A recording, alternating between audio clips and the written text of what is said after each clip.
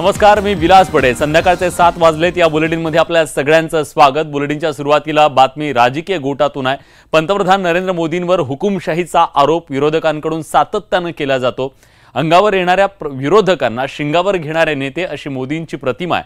पण मोदींनी आज खिलाडी कुमारला दिलेल्या राजकीय मुलाखतीतून दिसलेले राजकारणापलीकडचे मोदी अनेकांना भावलेत। पाहुयात राजकीय मुलाखतीमागचा राजकीय अर्थ काय।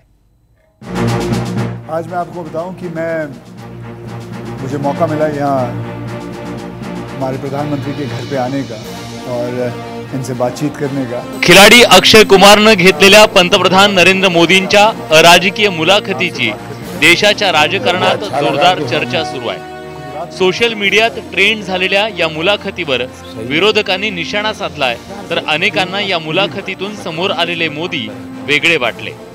देखिए, अलाउद्दीन चिराग मुझे मिल जाए और सचमुच में उसके पास ताकत होगी जी, तो मैं उसे कहूँगा कि तुम जितने भी ये समाजशास्त्री हैं या जो एजुकेशनलिस्ट हो, उनके दिमाग में भर दो कि भावी पीढ़ी को ये अलाउद्दीन चिराग वाली कथा सुनाना बंद करें कि ऐसा कोई अलाउद्दीन होता है और वो इच्छाएं पूरी करता है। मैंने कहा उसको मेहनत करना सिखाओ। कायम गंभीर वाटणाऱ्या मोदींचं खळखळून हसणं, अगदी स्वतःवर होणाऱ्या विरोधाकडे पाहण्याचा दृष्टिकोन मोदींच्या व्यक्तिमत्वाचा वेगळा पैलू होता। तो ये रोहित शेट्टी जो है ये एक्शन डायरेक्टर हैं, मीट्स नरेंद्र मोदी जी, और अगले दिन आपको उनका इतना असर पड़ा, सीधा मोटरसाइकिल लिया आपने निकल पड़े। तो ये मीम देख के आपको कैसा लगता है? मैं एंजॉय करता हूँ।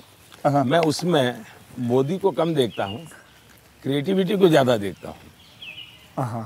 तो मुझे उस क्रिएटिविटी के प्रति यानी मेरा घोर भी विरोध होगा, मुझे बड़ा मजा आता। क्या बड़े सटीक तरीके से कहा है। राजकारणात विरोधकांना थेट शिंगावर घेणाऱ्या मोदींचं विरोधकांशी राजकारणापलीकडेही एक नातं आहे, हे मोदींचं सांगणं त्यांच्या प्रतिमेला छेद देणारं होतं। कट्टर मोदी विरोधक म्हणून ओळखल्या जाणाऱ्या ममता बॅनर्जी मोदींसाठी दरवर्षी 2 कुर्ते पाठवतात, हे सांगून मोदींनी राजकीय नुकसान करून घेतलं की ममतांना चितपट केलंय, याची राजकीय वर्तुळात खमंग चर्चा सुरू आहे। आपको हैरानी होगी, और वैसे मैं ये बोलूँगा तो चुनाव में मेरा नुकसान भी हो सकता है। लेकिन ये ममता दीदी साल में आज भी मुझे 1-2 कुर्ते खुद सिलेक्ट करने जाती है और मेरे लिए 1-2 कुर्ते भेजती है। अच्छा, that is something very big to know about. तिसऱ्या टप्प्याच्या मतदानानंतर आलेल्या मोदींच्या या अराजकीय मुलाखतीचे अनेक राजकीय अर्थ आहेत। विरोधकांकडून कायम हुकुमशहा अशी इमेज पोर्ट्रेट केली जात असताना मोदींची ही मुलाखत त्याला छेद देण्याचा प्रयत्न आहे का? आणि अब की बार मोदी सरकार नाही याचा अंदाज आल्यानं अब की बार एनडीए साठीची ही सर्व स्वीकारार्ह प्रतिमा बनवण्याचा मोदींचा प्रयत्न आहे का, असे अनेक प्रश्न अनेकांना पडलेत। Bureau report, news 18 Lokmat.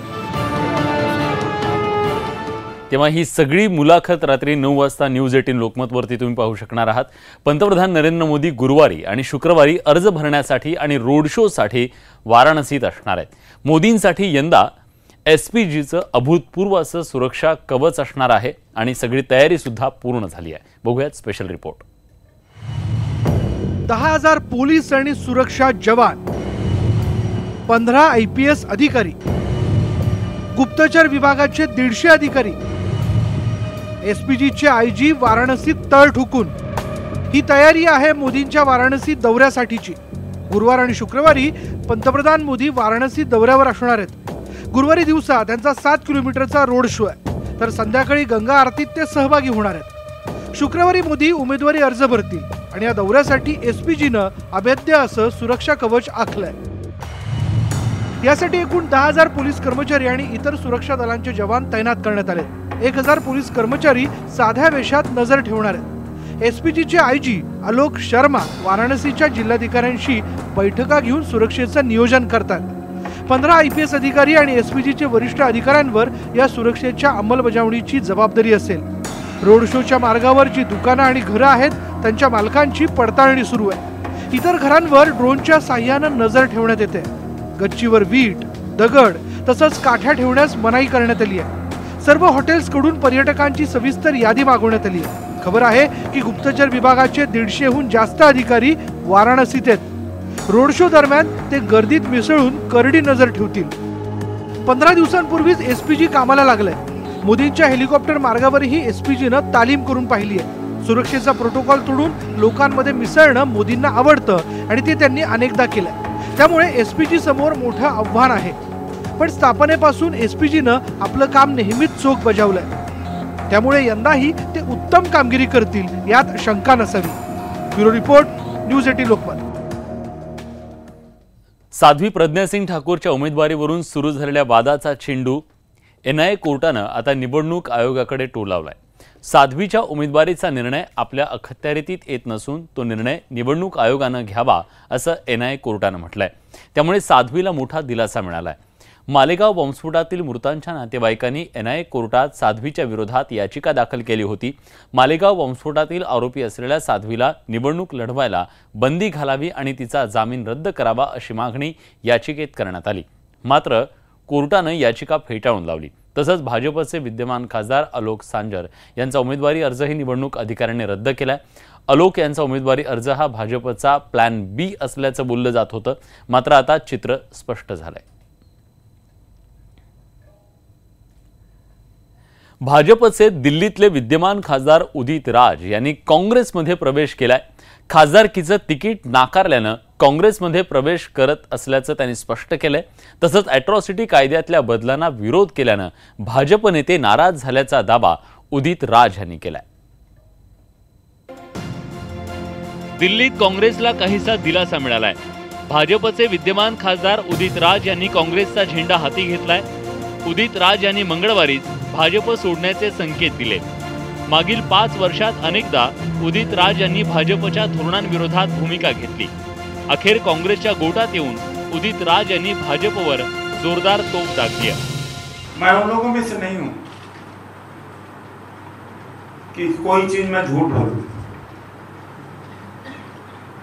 अगर बीजेपी टिकट वहां से देती तो मैं वहां से लड़ता. लेकिन इसके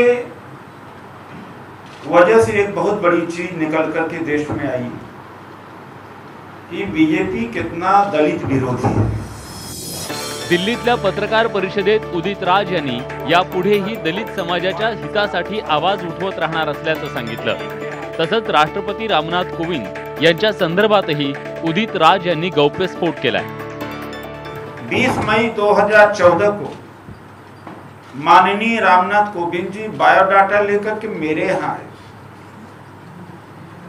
इसके चश्मदीद गवाह बीजेपी के SC/ST मोर्चा के एक विवेक सोनकर हैं. वो आया करके मैं चैम्बर में बैठा था, कहा कोविंद जी खड़े हैं. हम कहा लाइए भाई, मैं जानता था. तो उन्होंने कहा भाई साहब मेरा भी कुछ कराइए.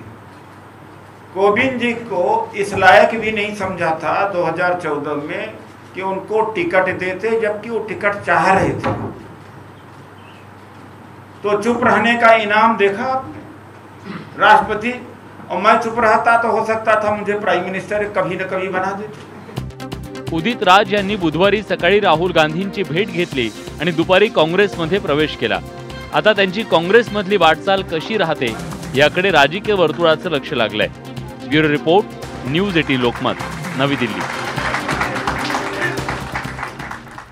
दिल्लीनंतर बातमी महाराष्ट्राची आहे. नोटबंदीवरून भाजप आणि राज ठाकरेंमध्ये नवा सामना रंगलाय. नोटबंदीची चौकशी झाल्यास तो देशातील सर्वात मोठा घोटाळा ठरेल असा गंभीर आरोप राज ठाकरेंनी कालच्या काळा चौकीच्या सभेत केला. त्याला प्रत्युत्तर देताना भाजपनं राज ठाकरेंवरच जोरदार हल्ला चढवलाय. जे लोक काही ह्यांच्याबद्दल बोलायला जातील, काही करायला जातील, त्यांच्यावरती ईडीच्या केसेस टाकायच्या, त्यांच्यावरती सीबीआयच्या रेट्स टाकायच्या, त्यांच्यावरती इन्कम टॅक्सच्या रेट टाकायच्या. नरेंद्र मोदी आणि अमित शहाना पण मला सांगायचंय, तुम्ही पुढे विरोधी पक्षातच जाणार आहात तेव्हा बाकीच्यांकडनं रेड पडतील ना, केसेस होतील ना.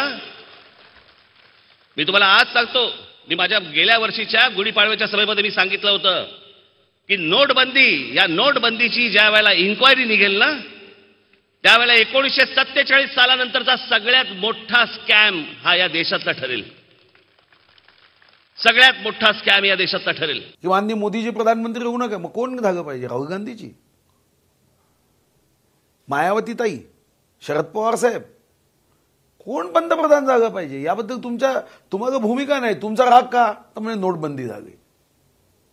अरे तुमचं व्यक्तिगत नुकसान झालं म्हणून देशावर राग नाही काढतायत तुम्हाला. व्यक्तिगत नुकसान काय झालं असावं? नाही, ते तर त्यांच्या भाषणातून लक्षातच येत आहे ना. नोटबंदी झाल्यावर ते विश्लेषण करत नाही काय नुकसान झालं. कुठेही त्यांच्यावर आकडे दिले नाही त्यांनी. नोटबंदी झाली, माझं काहीतरी नुकसान झालं. यांनी शरद पवारांवर केलेल्या टीकेला उत्तर देताना राष्ट्रवादी काँग्रेसचे नेते धनंजय मुंडे यांची जीभ घसरली आहे. शिरूर लोकसभा मतदारसंघाचे राष्ट्रवादी काँग्रेसचे उमेदवार डॉक्टर अमोल कोल्हेंच्या प्रचारासाठी तळेगाव डमडरेत सभा झाली. तिथं ते बोलत होते. दरम्यान तुम्हाला स्मृती इराणी, हेमा मालिनी चालते, मग आमचा अमोल कोल्हे का नाही चालत, असा सवाल मुंडेने विचारलाय. फडणवीस साहेब, तुम्ही सुद्धा म्हणले चड्डीच्या वर, संघाच्या चड्डीच्या बाबतीत विषय केला. आता संघाची चड्डी पहिल्यापासून हाफ आहे, त्याला कुणी काय करा. आता तुमची ती हाफची फुल आत्ता झाली तर फुल झाली म्हणजे तुम्हाला शहाणपण आला असं थोडंच होतंय. पण एक सांगतो, तुम्ही वारंवार पवार साहेबांवर जर तुम्ही या बाबतीत टीका करत असाल तर मुख्यमंत्री महोदय, तुम्ही सुद्धा आपल्या राहा.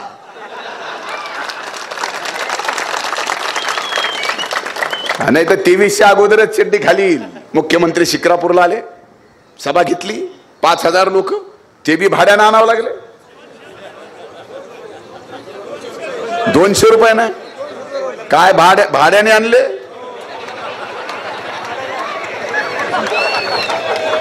भाड्याने आणले 200 रुपये रोजाने. माणसं जमान ह्यांना सगळ्याला. माजी केंद्रीय मंत्री ND तिवारी यांचा मुलगा रोहित शेखर यांच्या हत्येप्रकरणी त्याच्या पत्नीला अटक करण्यात आली आहे. दिल्ली पोलिसांच्या गुन्हे शाखेनं रोहित शेखरची पत्नी अपूर्वाला अटक केली आहे. रोहितचा 16 एप्रिलला संशयास्पदरित्या मृत्यू झाला होता. रोहित शेखरचा गळा दाबल्यानं आणि गुदमरून मृत्यू झाल्याचं शवविच्छेदन अहवालातून उघड झालं. त्यानंतर संशयाच्या आधारावर पोलिसांनी अपूर्वाला ताब्यात घेऊन तिची तब्बल 3 दिवस चौकशी केली. त्यानंतर अपूर्वानं रोहित शेखरच्या हत्येची कबुली दिल्याची माहिती सूत्रांकडून मिळते. अपूर्वा आणि रोहित यांचं मागच्याच वर्षी लग्न झालं होतं. मात्र सुरुवातीपासूनच त्यांच्यात खटके उडत होते अशी माहिती रोहितच्या आईनं पोलिसांना दिली होती.